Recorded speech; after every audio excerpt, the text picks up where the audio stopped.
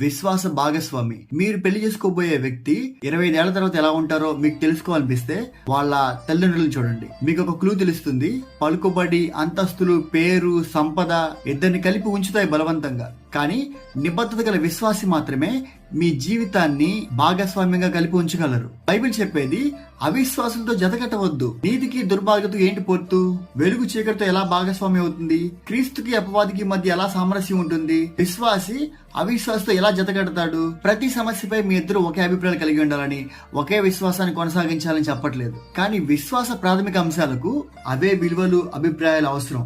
అంగీకారం లేకుండా ఇద్దరు వ్యక్తులు కలిసి నడవగలరా? విశ్వాసం అనేది వర్ణించలేని బలం, ఆత్మ యొక్క రహస్య ఆయుధం. హేయమైన నిజాలు భరించలేనుగా అనిపిస్తే మన పట్టుదలతో ఉండడానికి విశ్వాసం మార్గం అవుతుంది. మేము ఇంకా కంటిన్యూ చేయాలని అనిపించినప్పుడు విశ్వాసం కాపురం కొనసాగేలా చేస్తుంది. విశ్వాస భాగస్వామి మనల్ని నడిపించే కాంతి, మన మార్గాన్ని చూపించే మ్యాప్.